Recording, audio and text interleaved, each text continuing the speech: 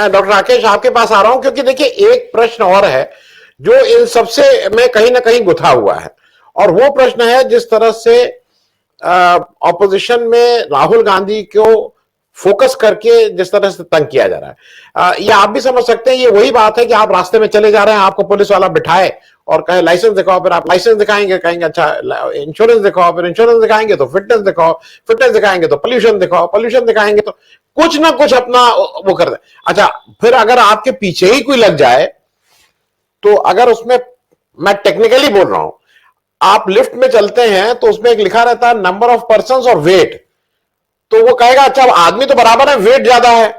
तो आप अगर किसी को तंग करना चाहिए तो आप तो भाई सरकार आप कुछ भी तंग करते रहिए। ये बात मैं इसलिए पूछ रहा हूं कि अभी तक मैंने तो भाई कहीं नहीं देखा जहां पे राहुल गांधी या कांग्रेस की तरफ से कोई गैर जिम्मेदाराना बयान इस तरह का दिया गया हो जिससे इन लोगों को बुरा लगे। खास करके मैं ममता बनर्जी और अखिलेश यादव की बात कर रहा हूं, क्योंकि मेरे हिसाब से डॉक्टर राकेश, ये दो स्टेट ही माने रखते हैं, उत्तर प्रदेश और वेस्ट बंगाल, जहां पे जो भी आप विपक्षी एकता कहिए या जो भी सबको साथ मिलकर लड़ना नहीं लड़ना, मैंने अपनी भूमिका में कह दिया था।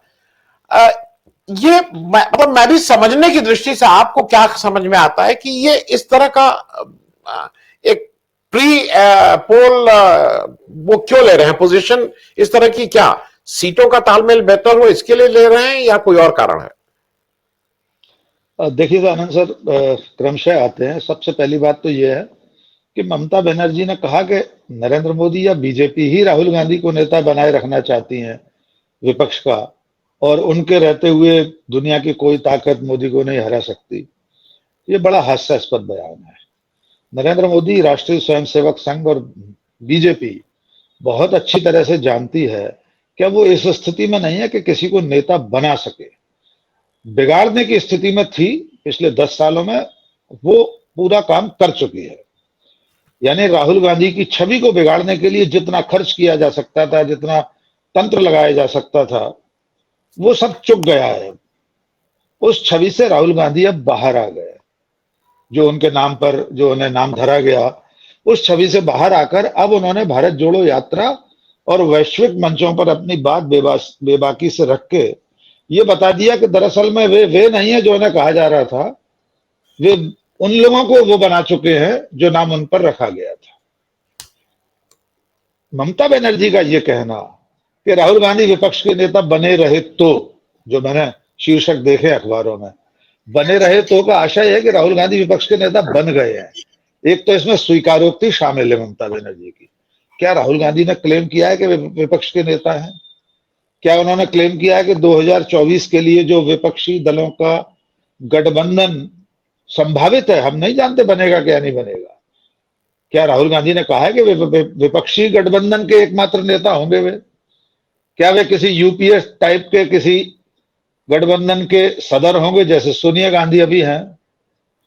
क्या मल्लिकार्जुन खड़गे ने कहा है कि राहुल गांधी विपक्ष के नेता होंगे? क्या प्रधानमंत्री पद के प्रत्याशी उन्होंने खुद को घोषित किया है राहुल गांधी ने?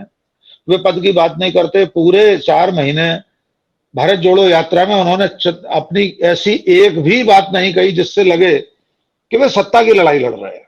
हम सब जानते हैं राजनीति में कोई भी व्यक्ति जब कोई काम करता है तो होता तो वो राजनीतिक लक्ष्य को प्राप्त करने के लिए ही है।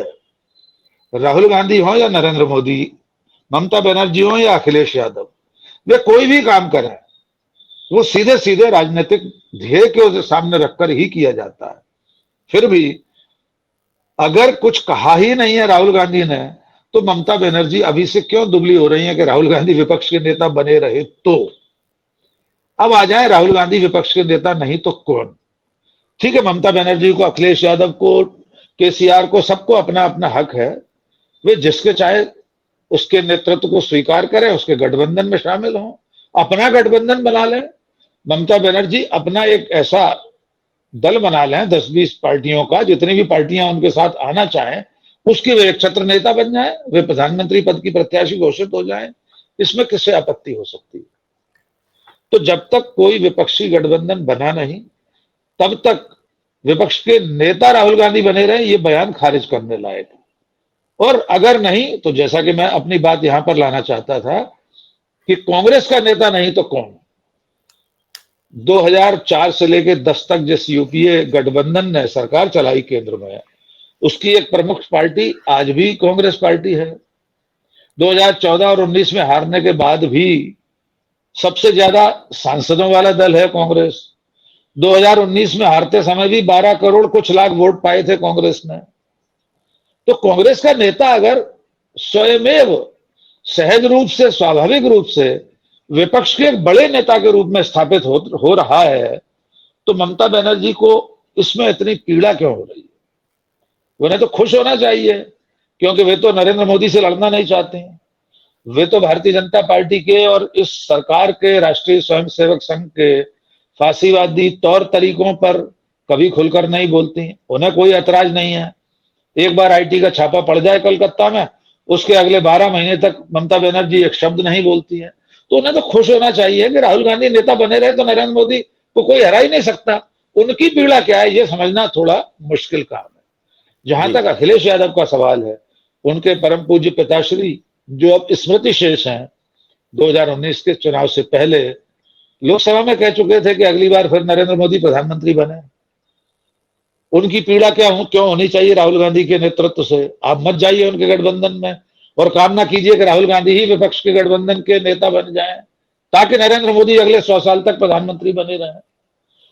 इन लोगों का असली डर ही यह है कि राहुल गांधी अगर सचमुच में विपक्ष के नेता बन गए, राहुल गांधी अगर सचमुच में किसी गठबंधन के नेता बन गए और लोकसभा चुनाव में इतनी पर्याप्त सीटें उस गठबंधन ने हासिल कर ली कि प्रधानमंत्री बनने के लिए उस गठबंधन का नेता स्वयमेव दावेदार हो जाएगा, तो राहुल गांधी प्रधानमंत्री पद के प्रत्याशी हो जाएंगे।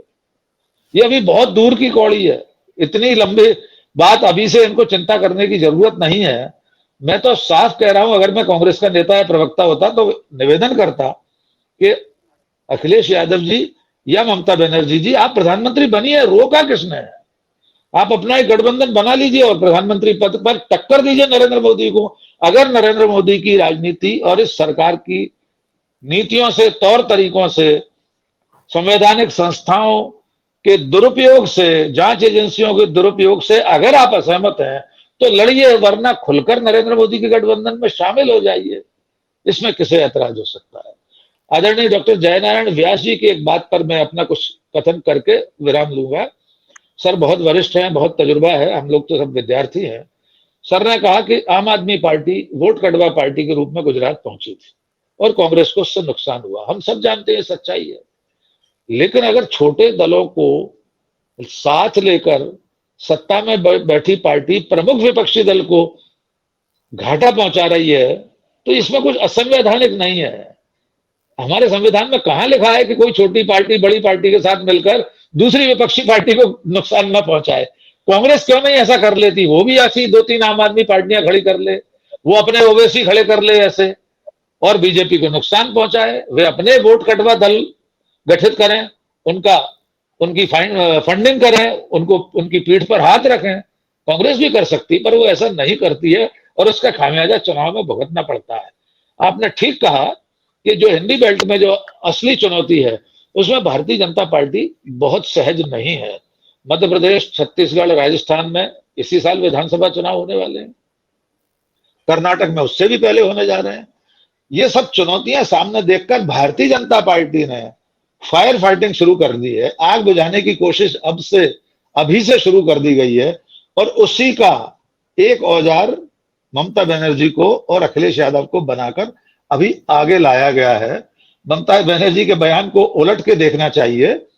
राहुल गांधी को बीजेपी नेता नहीं बना रही, नरेंद्र मोदी नेता नहीं बना रहे, और राहुल गांधी को नेता बनाने की हैसियत अब किसी पार्टी में नहीं है। राहुल गांधी नेता बन चुके हैं। न केवल कांग्रेस पार्टी के एक छत्र नेता है वे, बल्कि सचमुच में विपक्ष की एकमात्र धुरी है इस वक्त। न नीतीश कुमार, न शरद पवार, न कोई और। इसे तो ममता बनर्जी भी जानती हैं। इन्हीं खतरों की वजह से तो भयभीत हैं वे।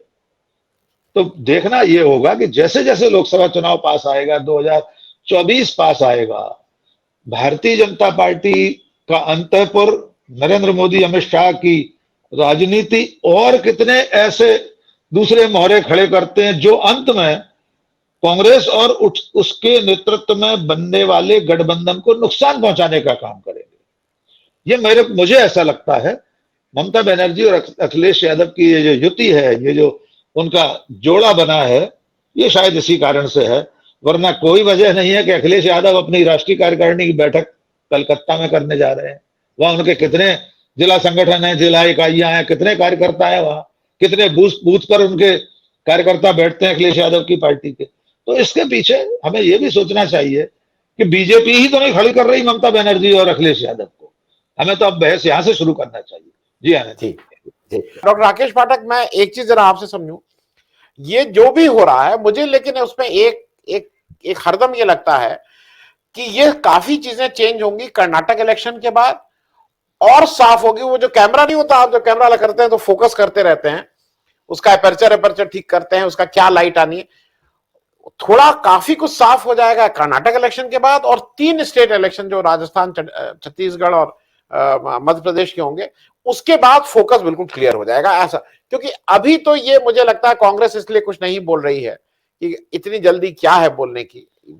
कांग्रेस को अभी तो ये 4 बड़े क्वालिफाइंग राउंड्स पूरे करने हैं, तभी वो कहीं कुछ उसमें आएगी। डॉक्टर राकेश पाठक, क्या ये स्टेट इलेक्शन भी इंपॉर्टेंट है? निश्चित तौर पर भारतीय जनता पार्टी और नरेंद्र मोदी अच्छी तरह से जानते हैं कि उनकी जो इमेज है, जो अपराजेय छवि है नरेंद्र मोदी की, उनके नाम पर हर चुनाव जीता जाता है। अगर मध्य प्रदेश, छत्तीसगढ़, राजस्थान और उससे पहले कर्नाटक प्रतिकूल नतीजे आते हैं तो वो उन नतीजों का प्रभाव 2024 के मई महीने तक रहेगा। इसी खतरे के कारण मध्य प्रदेश के लिए, जहां तक अभी मेरे पास कुछ दिन पहले खबर आई है, ये तय हुआ है कि मध्य प्रदेश में नरेंद्र मोदी के नाम पर चुनाव लड़ा जाएगा। चेहरा शिवराज सिंह ही होंगे, लेकिन बाकी पूरा कैंपेन जो है नरेंद्र मोदी पर ही केंद्रित रहेगा। तो वो जो नरेंद्र मोदी नाम का प्रतीक है, अगर उसको कहीं डंट लगता है, उसे कहीं छवि पर उसके प्रतिकूल प्रभाव होता है, तो 2024 मुश्किल हो जाएगा। आपने कहा अगर कभी कोई गैर कांग्रेसी सरकार बनी तो इसमें कुछ होगा। व्यास सर ने ठीक कहा कि वो कभी ना हो, इसी के लिए तो ये सब हो रहा है। तो उन्होंने कहा बड़ा रहस्यमय समय है। मुझे लगता है अपना पूरा देश ही सर चंद्रकांता संतति के एक रहस्य लोक में पहुंच चुका है। वरना कोई वजह नहीं है कि देवेंद्र सिंह जो डीएसपी कश्मीर का पकड़ा गया था, उसने कहा था बड़ा खेल है, खेल खराब मत करो। आज तक उसका अता पता नहीं है कि वो कहाँ है, कहाँ कहीं विदेश में जाकर उसको सेटल कर दिया गया है कि क्या कर दिया गया। किरण पटेल का मुद्दा भी इतना गंभीर है कि हम और आप उसे ठग लिख रहे हैं। ठग लिखना ही बहुत डाइल्यूट करना है, वो ठग नहीं है सर। बहुत बड़ा कोई मामला था, कोई बहुत बड़ी तैयारी थी, न जाने क्या चीज की रैकी करने गया होगा। मैंने कल भी एक चैनल पर कहा था, Z+ सर आप तो मंत्री रहे हैं, व्यास सर, मध्य प्रदेश में जो पूर्व मुख्यमंत्री है कमलनाथ या दिग्विजय सिंह या ज्योतिरादित्य सिंधिया, जो अब केंद्र में मंत्री बन गए, जब मंत्री नहीं थे, उनके टूर प्रोग्राम में उनके कार्यालयों से जो पत्र जाता है वहां संबंधित जिले के कलेक्टर को, कंट्रोल रूम को, एसपी को, उसमें बाकायदा एक लाइन होती है कि संबंधित व्यक्ति Y+ प्रोटेक्टी है या जेड है। ये तो Z+ पा गया जो देश में सिर्फ 40 लोगों के पास है। तो वो कौन सी तैयारी करने गया था? उड़ी तक चला गया, हमारे भारत पाकिस्तान की नियंत्रण रेखा पहुंच गया, वो कहां कहां नहीं हुआ है, अधिकारियों की मीटिंग लेता रहा। किसी ने इतनी जहमत नहीं उठाई, एक मोबाइल, एक टेलीफोन उठाकर पीएमओ को पूछ लेता। हर चीज उस पर पड़ी हुई है इंटरनेट पर, हर दफ्तर के अधिकारियों के नाम है, आप कहां के किस कैडर के अधिकारी के नाम देखना चाहते हो। तो ये एक रहस्यमय दुनिया में, रहस्यमय समय में हम पहुंच चुके हैं। और ऐसा लगता है कि पता नहीं कौन से कबीरा तेरी झोंपड़ी गलकटियन के हाथ पास, तो पता नहीं किसके पास हमारे देश की झोंपड़ी पहुंच गई है, कौन लोग इसको चारों तरफ से घेरे हुए हैं और कहां ले जाएंगे। आपने हरेन पंड्या की बात कही, वो तो सिलसिला फिर बहुत लंबा है। जस्टिस लोया की भी तो जांच होनी चाहिए, उनकी संदिग्ध मृत्यु की। ऐसे कितने सारे मामले खुलेंगे, वो कभी न खुलें, इसी के लिए तो पूरी ताकत लगाई जाती है, क्योंकि हम सब जानते हैं कि जब जी। डॉक्टर साहब, एक छोटी चीज और आपसे पूछ लूं, क्योंकि चूंकि हम लोग बात कर रहे हैं किरण पटेल साहब की, एक चीज का और मुझे जो तात्कालिक ऐसे ही मतलब जो मैं समझता हूं चीजों को, क्योंकि थोड़ा मेरे घर में पॉलिटिक्स होती आई है तो मैं पॉलिटिक्स भी समझता हूं। जब कोई आता है तो पहले उससे अगर कोई आता है कि साहब ये वाली बात है, तो पहले उससे पूरी जांच कर ली जाती है। चाहिए क्योंकि अब आप उसके वकील होते हैं जाके, फिर आपको जब जाके उसकी पैरवी करनी होती है कहीं थाने में, कहीं कचहरी में, तो आप पहले उससे पूछते हैं। और ये एक बेसिक सी चीज है। और फिर आप अगर कहीं आपको लगता है कि ये गलती है, या तो आप भाई या तो उसकी पैरवी नहीं करते हैं, या कहते हैं कि ये सब ठीक करो। ये 3 मार्च को ये भाई साहब गिरफ्तार होते हैं, 15 मार्च को ये छुपा के रखे जाते हैं। ये 12 दिन तक क्या हो रहा था, क्योंकि इनको बताया क्यों नहीं गया। और ये वहां के बड़े होटल से किए जाते हैं, पता सबको लगता है, लेकिन ये छुपा के क्यों रखा गया कि ये भाई साहब गिरफ्तार हो गए। उस समय कौन सी कार्रवाई ऐसी हो रही थी, या सफाई अभियान चल रहा था? थोड़ा आपसे एक क्विक रिएक्शन, डॉक्टर राकेश पाठक। सर, संपादक बनने से पहले मैं लंबे समय तक क्राइम रिपोर्टर रहा, तो मुझे लगता है ये सामान्य अपराध शास्त्र का एक साधारण सा विषय है कि कई बार पुलिस मैं तो ग्वालियर चंबल में रहा हूं, हमारे यहाँ डकैतों को भी पकड़ा जाता रहा है। बहुत दिनों तक उन्हें जंगल के किसी थाने में रखकर एनकाउंटर कर दिया जाता रहा, या उन्हें सरेंडर दिखाना होता था कि साहब इसने हथियार डाल दिए। पता नहीं कितने दिन तक उसको बिल्कुल देहात के बिगड़ के थानों में, मैंने तो बहुत डकैतों से इंटरव्यू किए हैं। देश के सबसे बड़े डकैत फक्कड़ बाबा से मैंने इंटरव्यू किया था चंबल के बिगड़ में जाकर। तो ये जो 13 दिन की जो गुमशुदगी है इन श्री सज्जन, जिनको व्यास साहब ने सज्जन कहा, ये सज्जन है उसको इन्वर्टेड कॉमा में क्वेश्चन मार्क लगा देते हैं उसके ब्रैकेट में। तो ये जो सज्जन है, इनको 13 दिन तक शायद इसीलिए बैठाकर रखा गया हो दुनिया की नजरों से बाहर, कि उनके पास क्या क्या तैयारी है, उनके पास कहीं कोई ऐसा कागज पत्तर, कोई फाइल, कोई चिट्ठी 7 लोग कल्याण मार्ग की, साउथ ब्लॉक की, नॉर्थ ब्लॉक की, कहीं ऐसी कोई चीज तो नहीं है, या जो जिस योजना, जिस लक्ष्य के साथ वे भेजे गए थे उसकी उन्होंने किस किस को और जानकारी दे दी है। कहीं ऐसा तो नहीं है कि ये डबल क्रॉस कर गए हो, किसी और को जानकारी दे बैठे हो जैसे जानकारी नहीं देनी थी। खेल का खुलासा होने के डर के कारण तो नहीं इनको पकड़ा गया। तो उन 13 दिनों में सर, मैं कह रहा हूं कुछ भी हो सकता है। मतलब हम लोग उस नजरिए से सोचें कि सर, इतने बड़े आदमी को जो पीएम का नाम लेकर, पीएमओ का नाम लेकर Z+ लिए घूम रहा था, उसको 13 दिन तक छुपा के क्यों रखा गया? जिस दिन गिरफ्तारी हुई थी उसी दिन पुलिस तो डंका पीटती कि हमने इतने बड़े एक जालसाज को, फर्जी आदमी को पकड़ा है। कौन ऐसा एसपी होगा जो इतनी बड़ी कामयाबी को 13 दिन तक छुपा के रखेगा? और सर, कश्मीर के एक छोटे से अखबार ने उसका खुलासा किया है, शायद रवीश कुमार ने उसका जिक्र किया है, मैं नाम भूल रहा हूं, अभिषेक बताएंगे। मूल खबर तो इतने दिन, 13-14 दिन बाद भी नहीं आती अगर वो खुलासा नहीं करता पत्रकार। तो ये एक रहस्य लोक है। जैसे इटली के माफिया काम करते थे, ऐसे हमारा तंत्र काम कर रहा है कि कौन किसके लिए काम कर रहा है ये पता नहीं चल रहा।